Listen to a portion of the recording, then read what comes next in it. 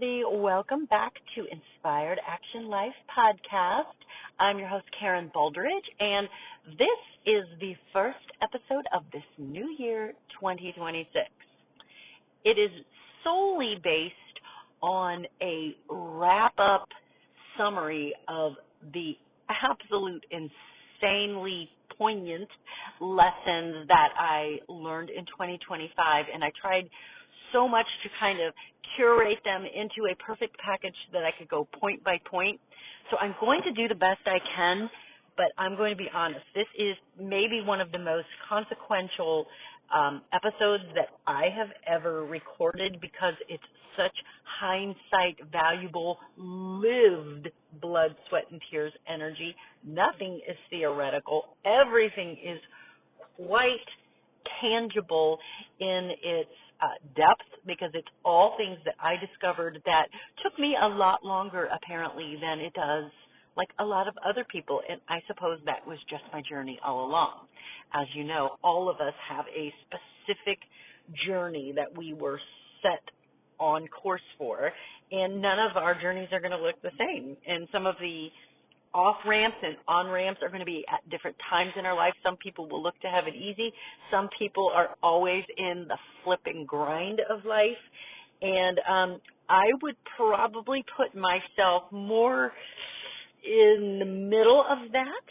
But anyway, I wanted to just record this while I have the clarity to record it because I'm not the most consistent podcaster, as you have probably seen out there.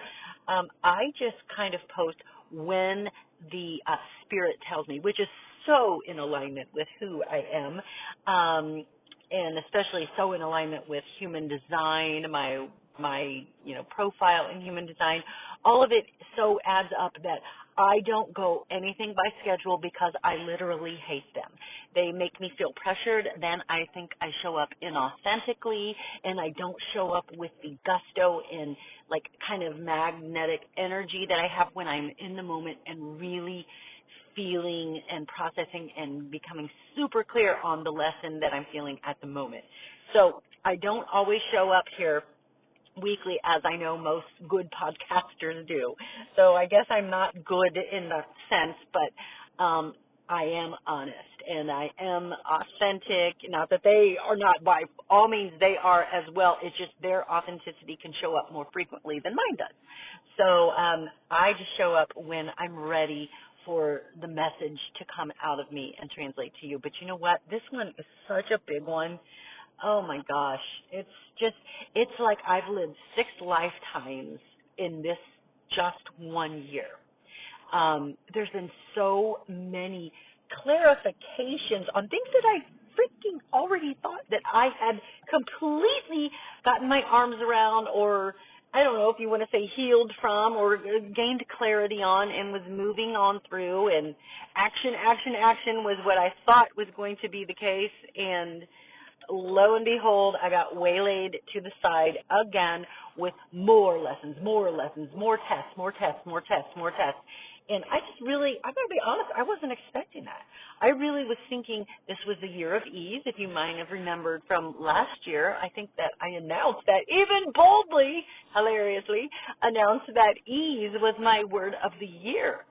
And even though it was one of the freaking most poignant lesson-wise years, in some ways it was, I don't want to say easy. It wasn't ease as in easy, but it was ease as in being able to flow through the lessons and wrap them up in a bow and put a exclamation point on the end, because it became very super in the details, nuanced clarity that I had been flirting around the edges for all these years on specific issues.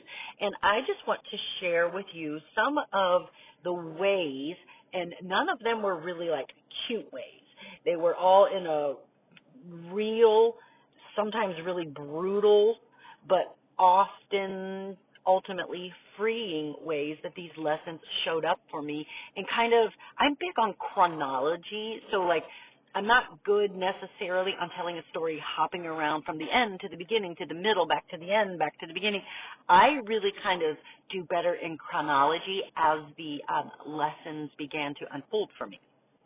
So I'm going to try my best to tell this, how 25 unfolded in a chronological sense, but how all of the lessons easily, with ease, flowed together.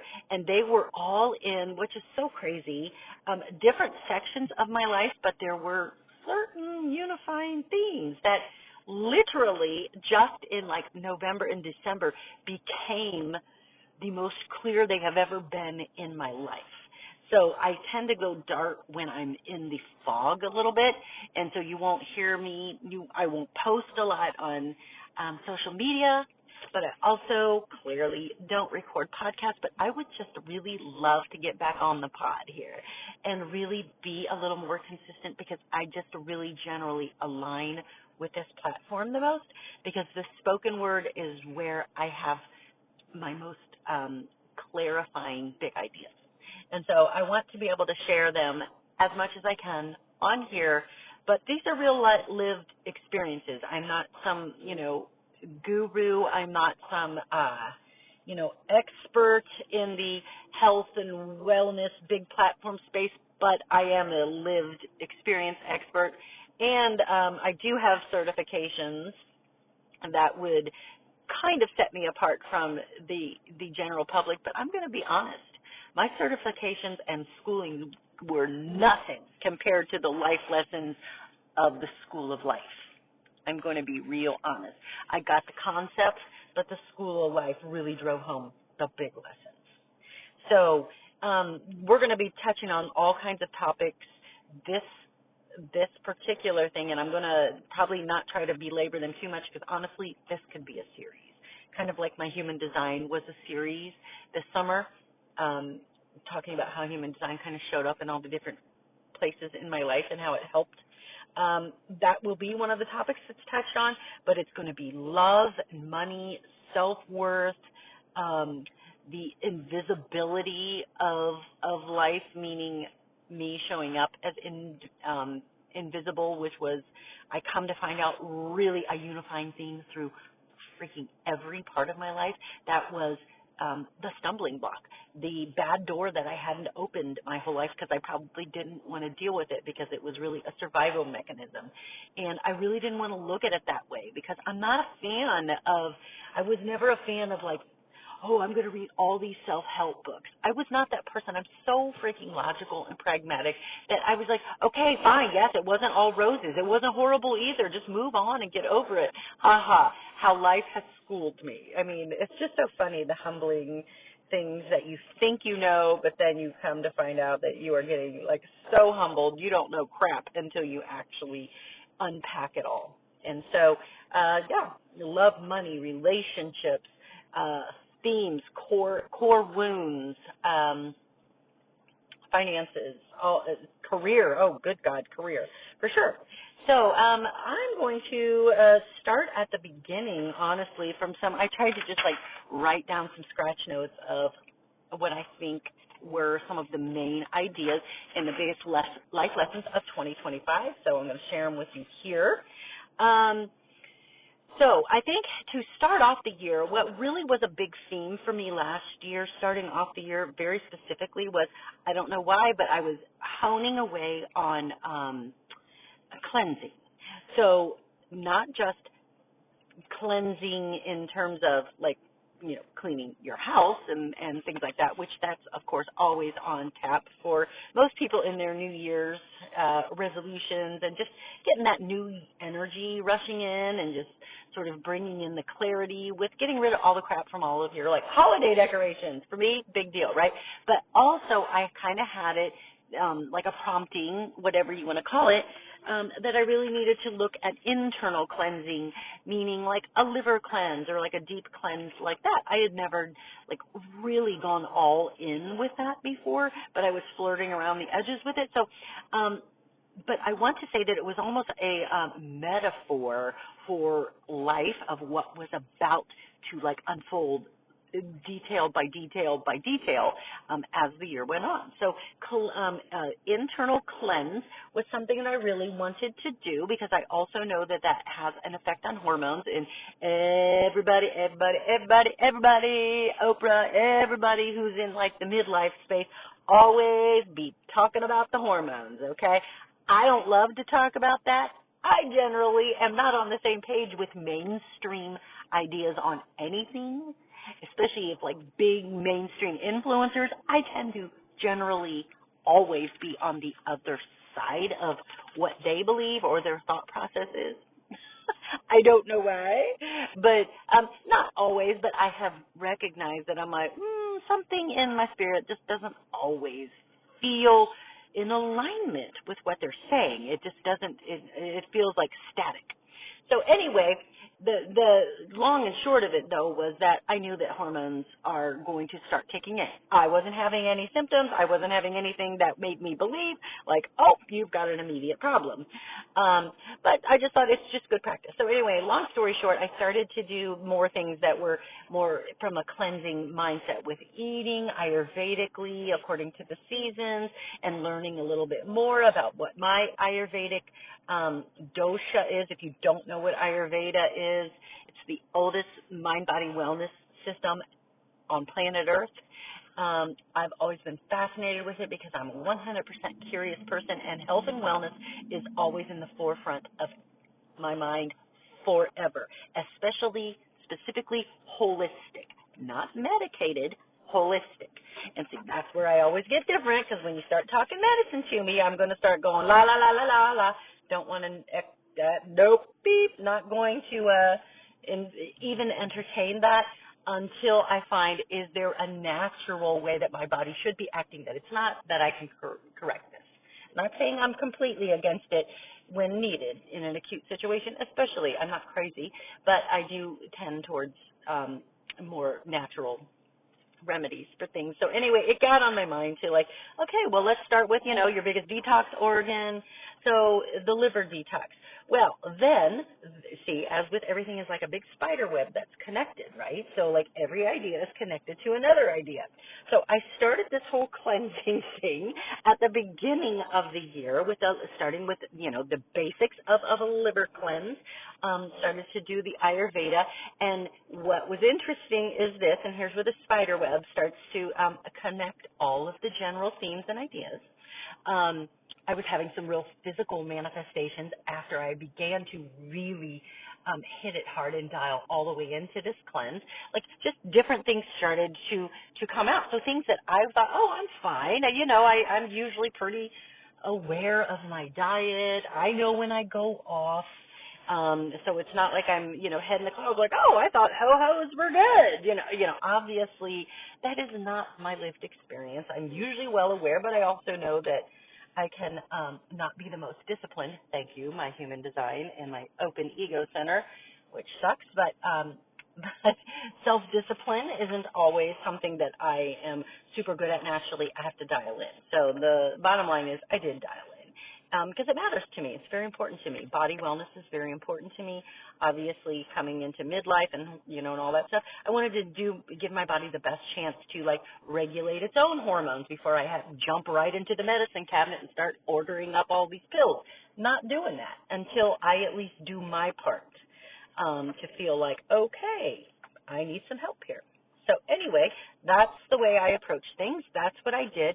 And really what was weird is some things started to manifest themselves in a physical sense. I was having almost like detox symptoms, headaches, and then these weird, all of a sudden, month-long colds all throughout January with a runny nose, headache, stuffiness, and then a weird rash would show up at different parts, on my arms and stuff, and it was just weird, oh, well, maybe I am having, and then heartburn systems, or not system, why did I say that? I don't know.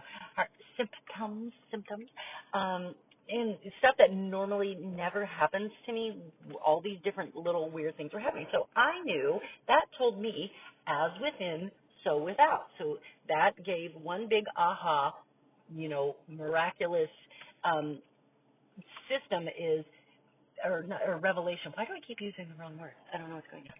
Anyway, like as within your body, so without. So I am letting things that were going on inside my body, letting them out, and they were manifesting as outward symptoms, so my body was trying to get rid of it.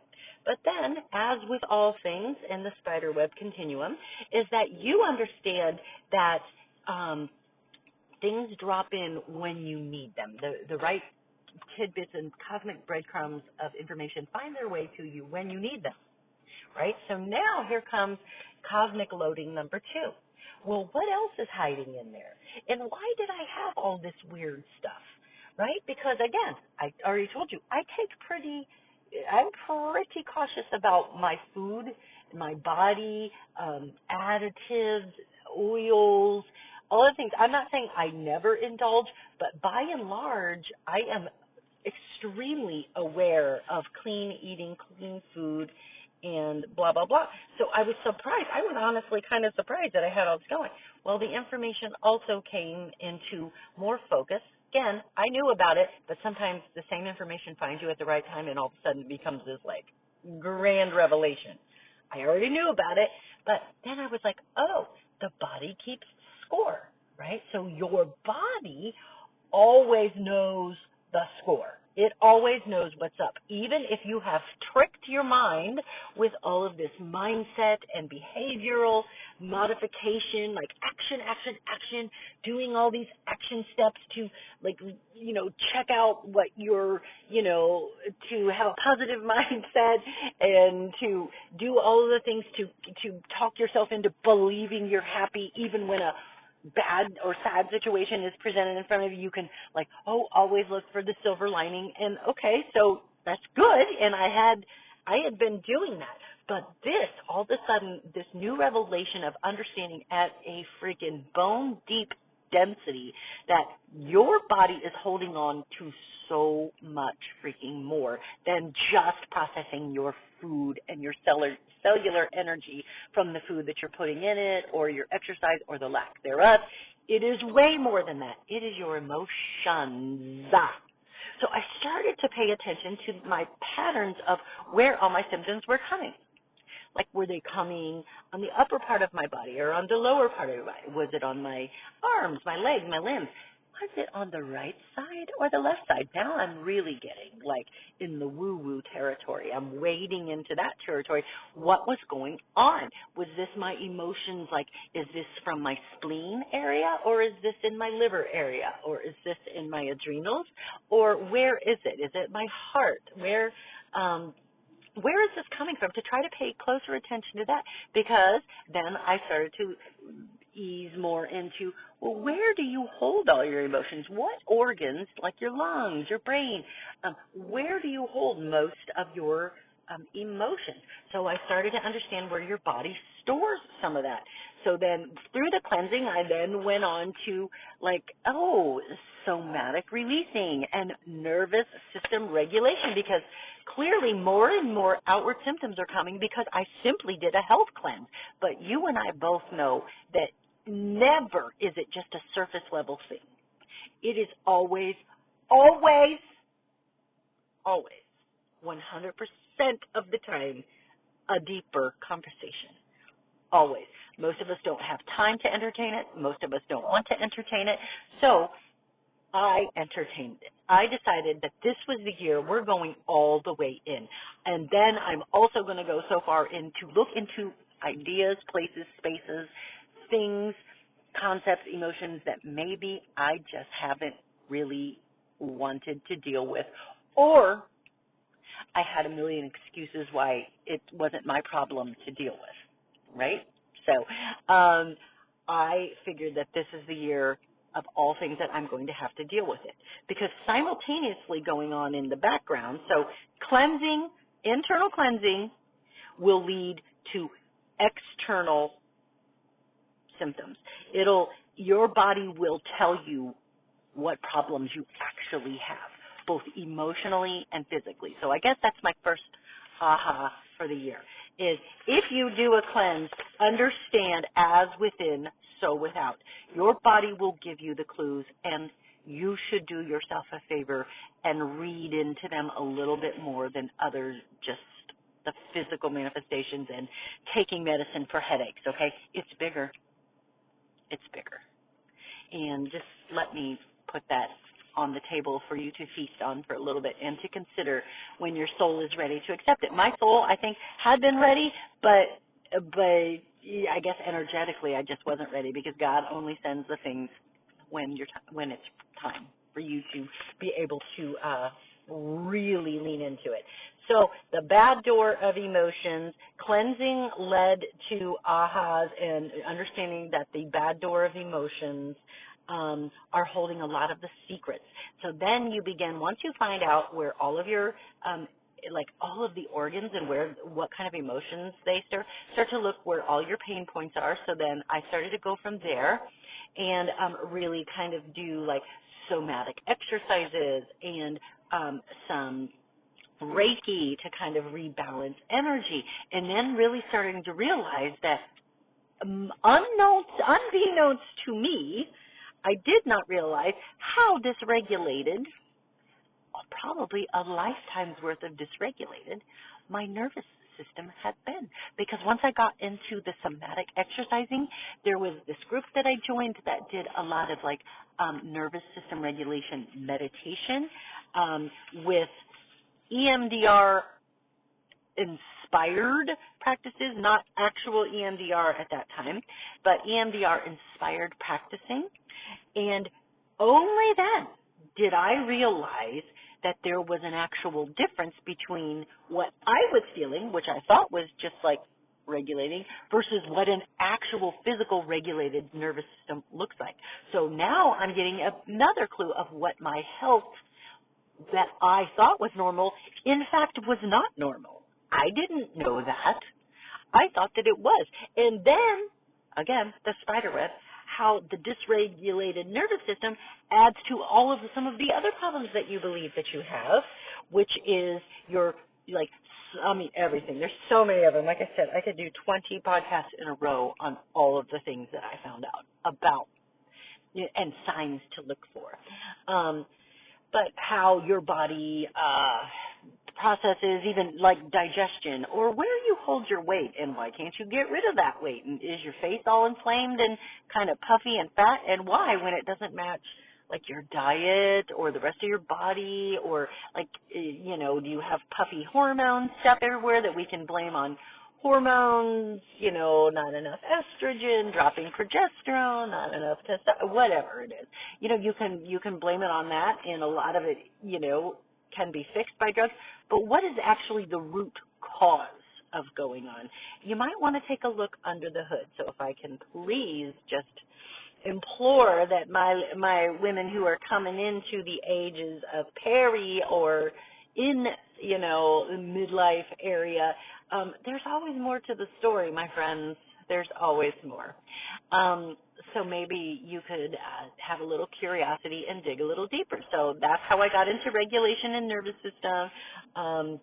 Even went to like a reflexology, like, hey, like when they're, you know, whatever, doing all their pressure points on my foot, your foot is a foot map to the rest of your organs in your body, doing that, always going to my ever amazing, you know, chiropractor, who is way more than a chiropractor. She is like a medical medium, basically. She knows exactly and can read your energy too. So she was very instrumental in starting to pick out the crunchy areas of my life energetically, which also happened to mirror the issues that I was having physically. Ha ha.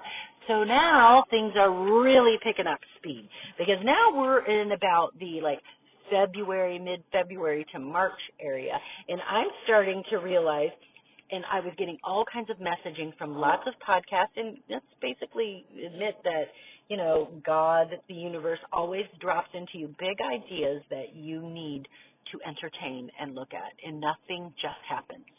It just doesn't. So we started to get into more emotional, deeper things. So this healing begat more healing. I started to find out more about like emotions, the emotions that drive some of these physical or energetic blockers. I started to notice that once I started to play around with nervous system regulation, that in fact I have a lot of things that I feel and do that are coming to the surface because remember I was cleansing everything, and everything that I had kept hidden was now bubbling up. Things that I thought I had beat back, but I did not. I did not even scratch the surface on what was actually going on. So once you do this cleansing, be prepared for the avalanche of a whole buffet of your bullshit that you've been dealing with or carrying your whole life. It really was asking to be looked at,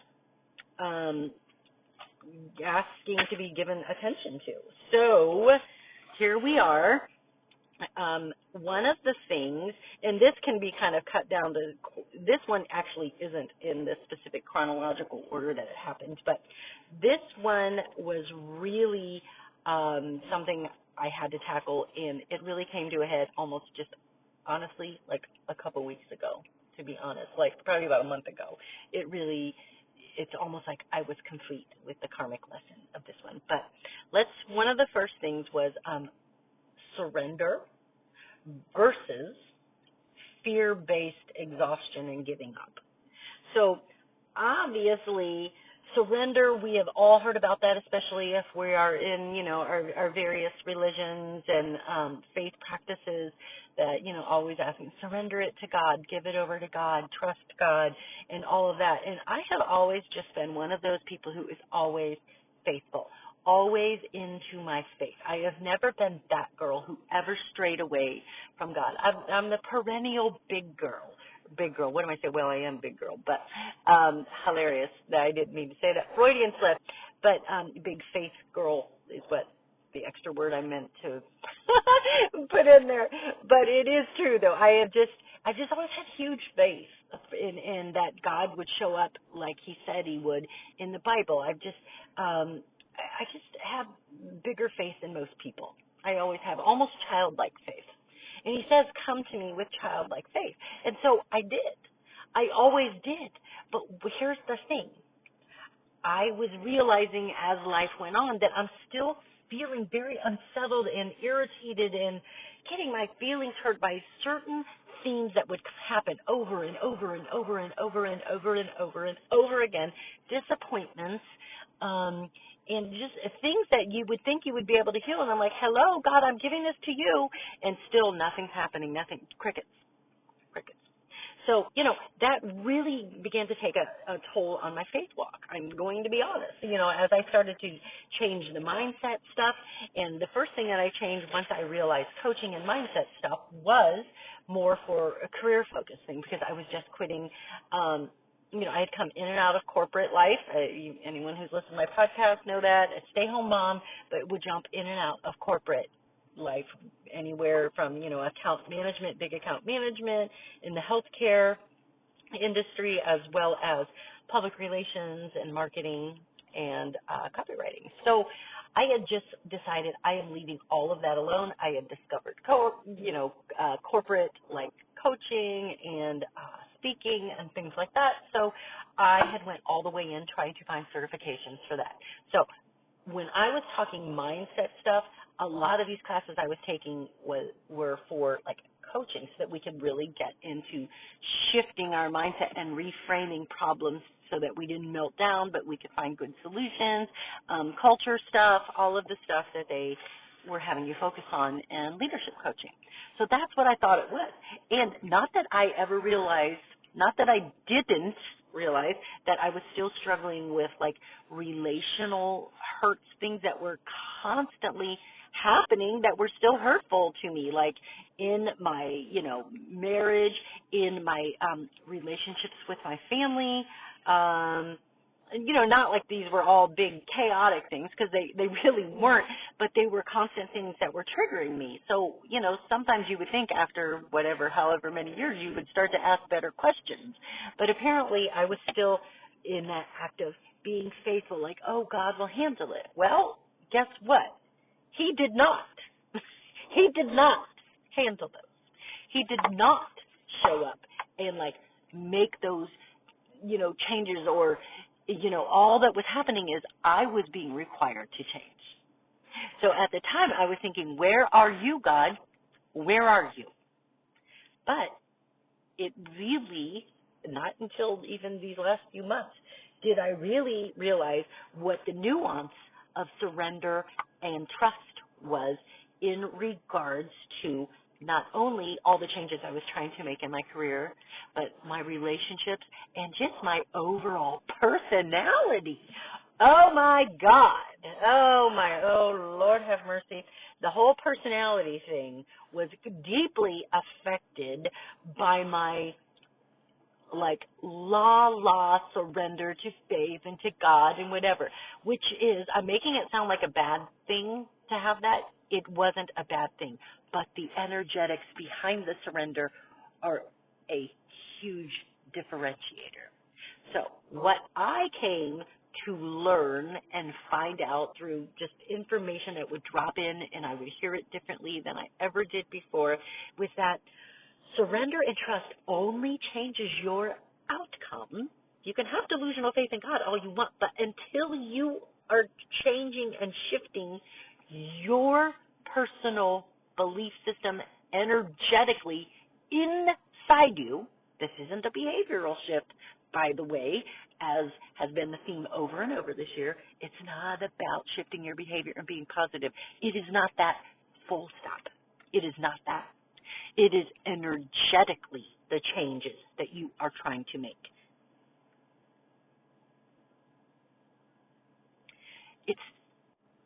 The things will not happen until you shift what's going on behind it.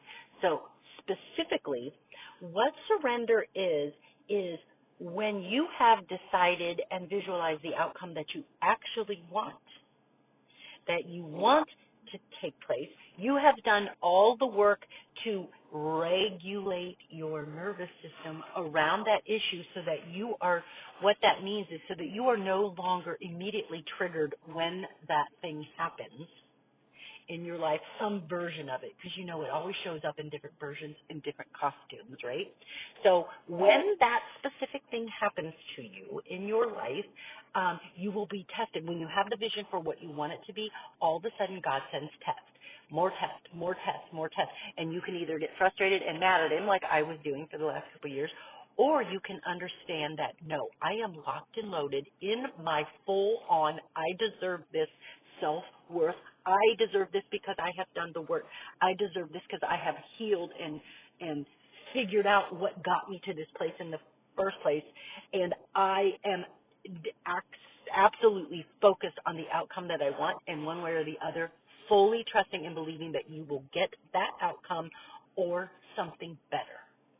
Now, again, I used to believe I would get in that way, I believe in the outcome that I want, but what I didn't believe is that some of the things that had never happened or I had not seen to believe could happen for me or people around me, my upper limit of what I actually energetically thought was possible, I could never attain that because it didn't feel real energetically to me because I had never seen it happen, or I had never cleared enough of the reasons or the blocks that were in my system that were holding me back from believing I could have that special thing that I admired other people for having. But energetically and quietly, I knew that or I at least subconsciously knew. Again, this is why mindset change ain't enough. It's not going to do it. Because if you don't believe that you can have that and you could live fully into the outcome that you're focusing on, you're not going to get it because you're not emotionally, mentally, energetically prepared to handle that outcome because you have not expanded yourself energetically enough to do it.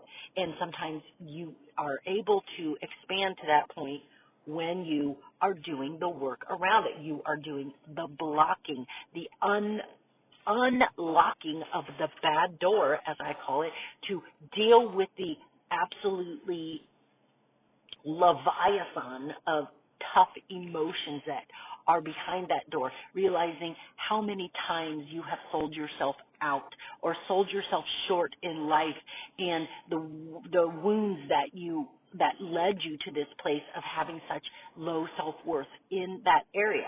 And even on the outside, I can look at you and think you're the most confident person, but on the inside, what's hiding behind your bad door? That is the question that I was really not wanting to face or find the find the actual answer for all these other years, even though I thought I had done all the work in the expansion and the this is what led me, this bad thing happened to me when I was a kid. Because see, again, I also have a problem against victim mindset. I can't stand our victim culture. Not from a standpoint that I don't believe there are victims and they need help, they do. But when we promote it to a point that I'm a victim because this, and then what? Then what? That same outcome is going to continue to happen to you, and you're going to get more and more of the things that show up making you a victim. So why on earth would you be excited about that? So, just from a logical standpoint. And I thought I had done the work, but hilariously, I had not. So that all came back to bite me because I really needed to do the work, my own work, to be able to work through the areas of life in which I did have victim self-talk, which led to my behavior, because now let's bring in other influences that started to put the exclamation point on surrender and trust versus the reality of your situation. The only way you know if you're doing the right thing is look at your outcome, the reality of your life. Your reality is like your personality, as Joe Dispenza says. This took on a whole new meaning once I started to do this surrender nuance. Like, you have to surrender from a place of full belief in I deserve this outcome, not cocky, I deserve this, but I've done the work, I've earned it, I'm ready for it, let's go. As opposed to, I want to do this because I want to show them. I'm going to fix those people and put them in their place, or I might get this outcome because then they'll feel bad for me, and then they'll love me the way I want them to, and then I'll get invited to these speaking groups, and then I'll be, blah, blah, blah. I mean, it's hilarious when I look back on it now, but I truly can understand that it was so nuanced, that surrender isn't the thing until you know you deserve what it is that you are calling in, because you've done the work. You've energetically expanded. You have removed all of the core wounds, the blocks, the childhood blocks that helped you survive up to this point, but can only take you to a certain point, your upper limit, your personal upper limit. All of our upper limits are different. And if you have always lived in more of a scarcity mindset, your upper limit is probably pretty low. So you could call some interesting things in, but it would always butt up against that ceiling, that invisible ceiling you have on your life. But we don't know what it is until the one true way you can figure that out is see how much good things have come in, and see if you've been able to hang on to them or replicate them. That's your first clue. If you have not been able to replicate them across the board and intentionally call those types of opportunities in, then you haven't expanded enough. That's a pretty easy way. I really wish somebody would have framed it to me that way earlier. That's all it is. If you can't make the outcomes that you want happen, but you can get close and you can have it for like 10 minutes or whatever, you can have one good opportunity, but you can't hold on to it and you can't repeat it, that's why you haven't expanded enough. So you have to go through, and thanks to the TVM work, to be magnetic, really pointing that out, you haven't expanded enough to see, to believe that it's possible for you. So you have to find expanders that have a similar life to you and see how they made something materialize in their life, and listen to their story, read their story, look at their story, and get familiar with it. Like, well, I can do that. I'm as talented as that. I know as much as them, and blah, blah, blah. And they made it happen, so I think I can do that too. And then it's just something as simple as that. But where I was calling in Joe Dispenza, and this is why this was more relevant for me. It may not be your story, but this was most definitely the biggest aha of the year, which, again, didn't come full circle and integrate until just a month and a half ago. Like, it didn't fully show itself until then. But he always says, he has many good quotable quotes, but one of them is, your personality is your personal reality. Okay, so listen to that again. Your personality is your personal reality. So I began to chew on that as I was doing some Joe Dispenza work this year, along with TBM, and just living my life by test after test after test, because I didn't make this point earlier. I didn't finish my point. I had said that a lot of influencers or in the spiritual community and spiritual podcasting and even astrologers and all this stuff, if you follow that, have said that, that 2025 was going to be a big old year of shedding. They call it the year of the snake in, I think it's Chinese astrology, and also in like life path years. They said it was a 9 life year, meaning that, I'm probably saying that all wrong because this isn't my area of specialty, but it was notable for me is that this was the year that everything was complete. It was falling apart. Everything that wasn't going to be for you was going to shed completely out of your life this year. It was going to fall apart. It was going to remove itself from your life, sometimes in grand, hurtful ways, and sometimes just ghosting you and disappearing. But this was a wrap-up year. So everything pointed to this, that 2025 was going to be, a really tough, breaking you down to your dark night of the soul year. Right? But for me, honestly, that started in like 2022 is when that started for me. And this year, all of the problems and the things that I had been working on really kind of came to full integration and full circle this year. So this year, as hard as it was, it still had I would call it ease, in the way that I was able to easily finally see the integration of all of these pain points that I had been praying and surrendering and trusting, and still nothing was happening, and I didn't understand why, and it was really disrupting my faith walk, but I was understanding that it was affecting all the parts and pieces of my life, and it all began with this whole cleansing, the beginning of the year, liver cleansing. And honestly, even though that seems symbolic, and it was in some ways, it really took on a life of its own, because then it became an emotional cleansing and clearing.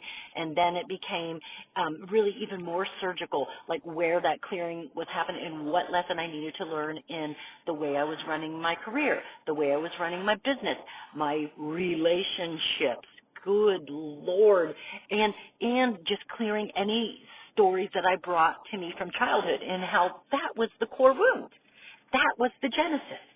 That was what was driving the bus and showing up in all of these different points in my life that still had not come full circle that I wanted them to. They still weren't living up to the belief that it was always supposed to be better and bigger in some way. I just had this nonstop belief that everything was supposed to be better and bigger than what it was, and what was stopping it. So there was something that I always knew was in my past, but I did not know what it was, because I had done all the formulas that all the gurus tell you to do, and did the whole mindset and anything Tony Robbins and all of the tactical things, like I'll teach you to, expand your business and, do all of these tactical and how to market your business, whatever. That wasn't going to do crap for me, little did I know. And several $1,000s later on, masterminds and business groups and all of the things. And while I got some other good, tangible things and people that I connected with, that was great. But the information that they were going to be giving me was really never going to land. Why? Because I'd reached my upper limit, and I had not cleared the block that was going to allow their information to be able to integrate and work for me, because there were things standing in my way. And it, unfortunately, even though, again, another life lesson, I never believed that, all that childhood, inner child healing and stuff. I was just like, oh God, again, I'm so the Virgo of all Virgos, you know? Like, little did I know that that was a thing, too. I never paid attention to the fact that I was a Virgo, Capricorn rising. I'm the most logical human on the planet. Okay, so, like, I do not have time for all the sob emotional stuff and, like, oh, my feelings are so hurt. You know what, though? Turns out my feelings do get hurt. And I just didn't realize it because I had pushed it down behind all of my logical common sense. And it turns out I am one big squishy marshmallow underneath here that I finally had to come to terms with. So not only am I super logical and ruled by my logical, common sense, loyal, kind, always helpful, you know, whatever, helpful Henry type of way, people pleaser, Patty the people pleaser. Underneath all of that is actually somebody who is quite empathic, taking on all the energy that often, most of the time even, is not mine, because people were drawn to me who were in closer relationships with me because I was empathic and I was able to transmute all of their bad energy, and they could go off feeling healed and happy and then succeed in all these different ways, and then I'm left holding the 25,000-pound suitcase that they just left on me, and I'm the one carrying it around and trying to do life exhausted with their energy that I didn't know was going on and able to transmute it. I did not know how to get rid of it. But I didn't know that that's why I was feeling blue. How, like, some people, I'd be around them and they would drain me wholeheartedly. And then they would tell me all of their stuff and we would get it all hammered out, because I'm always down for a deep dive conversation and really helping people, you know, maneuver through their things. I have exceptional vision for other people. And, like, I come to find out that I have exceptional pattern reading skills, but weirdly, I couldn't get that integrated for myself. So there were blind spots all over the place, even though I would consider myself an extremely self-aware person. But I had so many energetic blind spots that I think I knew in like a common sense kind of way were there, but I did not recognize the full picture of how it was the core wound that was stopping me and blocking me in literally, and when I say literally, I do mean literally, every piece and part of my life. I didn't know that. I really wish this would have hit differently earlier, much earlier than it did, but here we are. I can at least help my kids with this, so that's one solace I always take is I will take all the arrows so that they don't have to. I will take them all. So I don't regret this from the standpoint that if it helps them learn on what to do or what not to do or what to look at, I'll do it. I would do it again. So, but nonetheless, I just wasn't meant to figure all of this out earlier.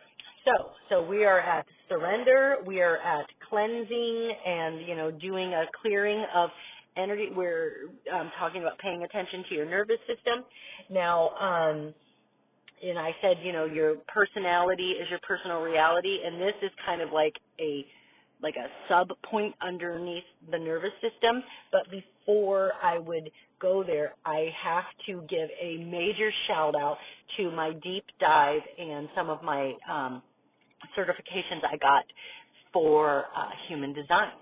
Because, again, that is just so on brand for me, because human design puts everything in a very literal, practical roadmap for you about who you are roadmap-wise, energetically, and it is not just existential. It's not woo-woo, pie in the sky, these big spiritual concepts that sound really good, but you really don't know how to wield them into an actual, fashion them into a weapon in your life or use them.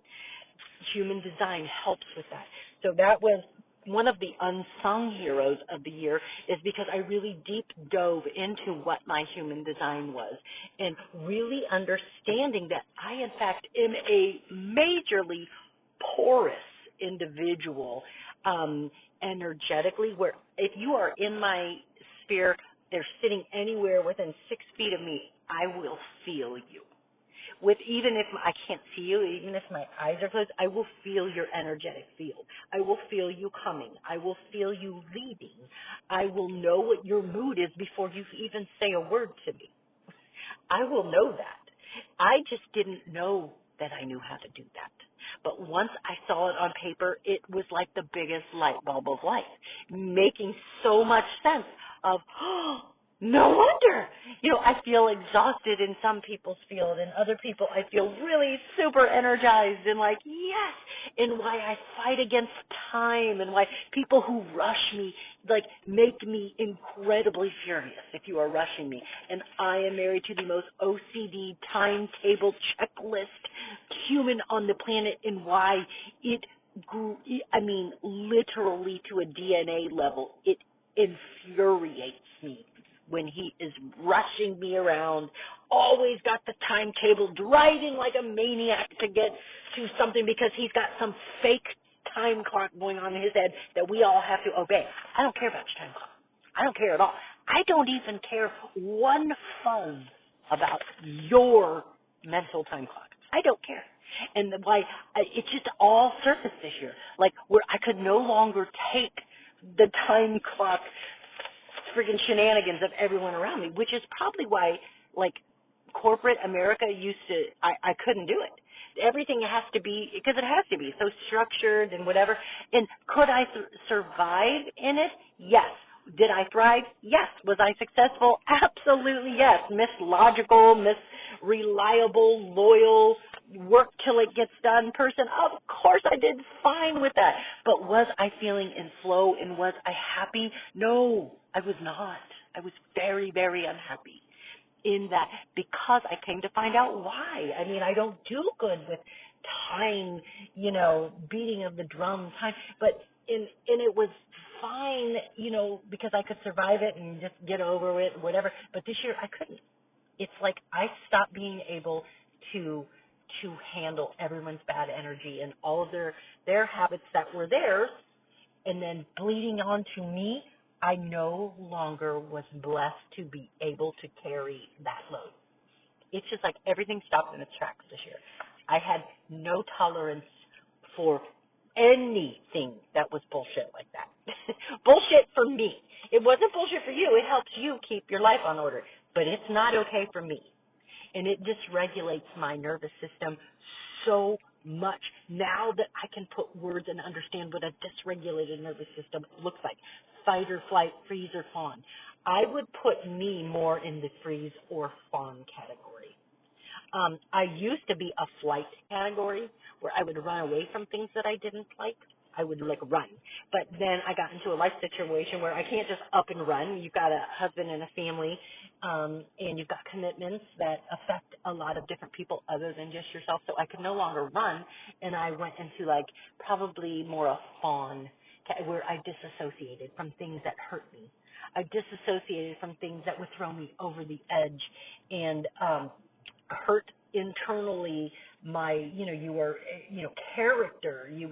It felt assaulting, like you were assaulting my character, even when you weren't even trying to. It felt like an assault on my character this year specifically. This was absolutely the wrap-up year, as they said. It was exactly as billed, especially for me. So that, as you can imagine, caused all kinds of upheaval this year, knowing that my tolerance was over, because once your system is regulated, when you get dysregulated, and you know it immediately, and you can no longer have that ease of disassociating, because then you see yourself abandoning your self-worth. And that became what had a label on it of self-worth. If I would run away from that and just accept bad behavior or behavior that was hurtful to me, like I used to be able to do for 50-some years up to this point, couldn't do it. And if my personality creates my personal reality, then I can no longer do that unless I want more of that until the day I die. More of the just laying down as the doormat, laying down as the people pleaser, just being persona non grata, making my needs so small and so insignificant that I was just so easy to pass over because I just didn't want to disrupt and I just wanted to be giving and I just wanted to be helpful. And then you would like me because you know I'm kind, which I am, but I always felt like I had to prove how kind I was and say such nice things and do such nice things. But when the tests kept coming, because this year was the year that if I was going to change, I had to get tested and get my feelings hurt all the time, right? Well, these last couple of years. So the way how that would show up in a lot of different relationships is there would be no reciprocity. None. Like the things that I would do for other people, I wouldn't get done back to me. You give them a compliment, you don't get one back. You do something, you give something for them, I wouldn't get one back. And definitely in relationships, you give, space and time and heart and caring, and you wouldn't get it back. Or they just ghost you completely or something. And it's like these last 2 years that ramped up to like hilarious levels. And it's not really about that person. That is all mirrors for you to learn. So it really didn't have anything to do with the people involved in it. It was really God's specific life workbook lesson for me. But I just didn't know it because, remember, I was still mad at him. Like, where the hell are you? You say calling me in times of trouble, and you ain't nowhere. In fact, I would argue to say that my life has gotten worse and more chaotic, terribly chaotic. But once I finally understood the bigger picture, that energetically my nervous system was refiring and rewiring in a higher version of myself by simply standing in my worth this time and not giving low self-worth responses to those very familiar situations that would happen over and over and over in my life. And then I started to pull that thread through all parts of my life. And also ultimately doing a lot of blocking where I had to go back and do somatic and EMDR kind of therapy to look back at what was the core wound. And that's really what it was the invisible girl. Invisibility. I was invisible, making myself so small and so easy that no one had to put any effort into me because I was already ready-made, happy, doing the right thing, always making the right choice, always making the cordial choice, always you can count on me to make the loyal choice. You can always count on me no matter how many dismissive things you would do to me, I would still always accept you back, always being the one who's understanding, always giving you stuff and then you don't reciprocate or whatever, like that free advice. And even if it was my business model, I would still give you free advice and then that was it. You right off the sunset and that was it. And understanding that I had such low self-worth that I would just allow that just to be small and big to be, so people would like that version of me. So it was my way of, keeping secure. It was, keeping myself safe and keeping myself secure because I would be a nice person. And I would give and give and give. And don't worry about giving me back. I understand. I don't need anything. I'm that person. I'm that wife. Yeah. You don't need to do it. No, I'm fine. I don't need any of that. Oh, whatever. It's no big deal. I'm easygoing. I would pride myself and say stupid things like that. Let it go. Oh, I'm fine. I'm easygoing. I'm always fine. My kids always notice it. I'm fine. I'm always fine. Like indestructible. You can't destroy me. But it turned out that was just my energy field absorbing all that until it had reached its brim and it couldn't absorb it anymore. So that's what it was. So that is what that looked like for me, where I just had reached the max capacity where it had to change or the whole thing's going to short circuit and crash in on me without me even knowing that I had sickness. It was mirroring out in my personal reality, my personality. So there's other ways it would show up, not only in my business, but I would join these groups, business mastermind groups and stuff, and they were great. And so many of the people that I met were so nice and so great, but there wasn't a whole lot of I was so invisible. Right? I made myself so small and too small that I became uninteresting and unaccommodating, and I would give anything they needed from me, but I would never get requested, well, is there something you need from me? Or, or some of them wouldn't even realize I was in the group. It was that embarrassing. like, like the ultimate self-worth, like, so embarrassing. Like, you made yourself so small that you became microscopic, and some people didn't even know you were in the group. You were so irrelevant. So that matched my core theme. And you can imagine when you go to choose your spouse, okay, I was only, in my late 20s, mid-late 20s, I choose somebody who would mirror that core wound, because that was the core wound I was bringing in from childhood. Yay! So, you can imagine the ins and outs and the horror that I figured out once I, came to terms with all of that. So like it's, what do you call it, like the trauma bond or whatever, or blah, blah, blah, codependency. It became that situation because it was a wounded version of me, even though I didn't think I was wounded. I was living good. I had a good job. My career was trending. I was happy. I had lots of fun friends to do stuff with. I was having a good life. But there was still that core wound of being invisible. I was number 7 of 7 in children, okay? So there was no FaceTime for me. Zero attunement, zero. I got everything I needed in all of that stuff, but simply put, there was just no time to pay any attention to me, and I always did the right thing, and I always handled everything because I'm like super smart. I was ingenious. I have great skills to like figure life out. You could throw me out on the desert island, and I would be able to survive. I'm just a practical, pragmatic, highly skilled human. Where I'm pretty adaptable, but I figured out that I had to become adaptable in order to survive. It was a survival tactic. And once I took myself out of that version of what I thought was, being stable and regulated nervous system, only to find out that was a fake version, that was not a regulated nervous system, much to my surprise. Once I took myself out, then I realized how much more, whatever soft inside that I actually was, and like a lot of fortification that I need. So in order to get what I want, I have to regulate that nervous system at its core in order to be able to build it back up in a healthy way.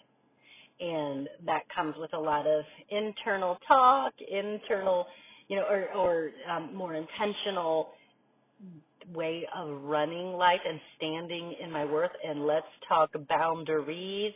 So I would call that the fourth or fifth thing is exploring boundaries, and not just I'm a bad bitch, boss girl. I just don't resonate with that kind of life talk, but in some ways now I sort of kind of do.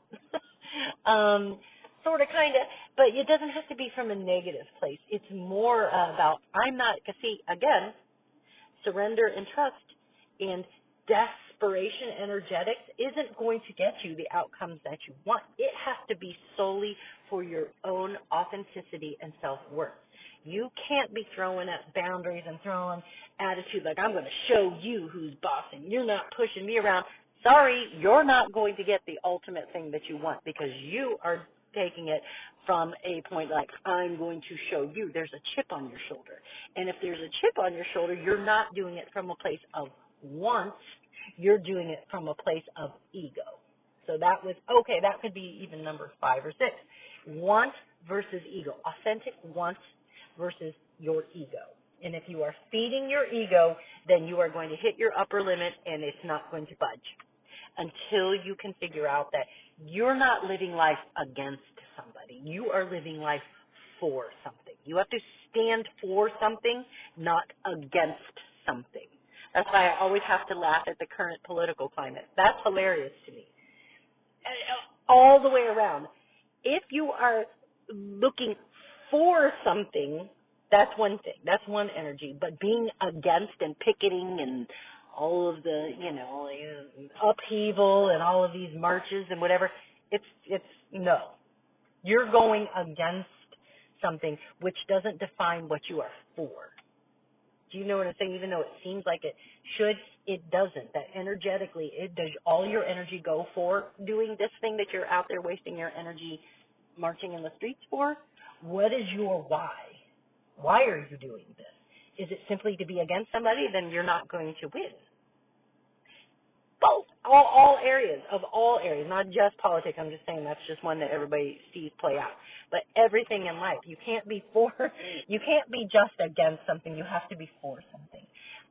So yeah, that was, a big aha for the year that really came full circle. It's always what I believed, but now I learned it in a real hurtful, slam, bam, finish, kind of brutal life lesson energy kind of way.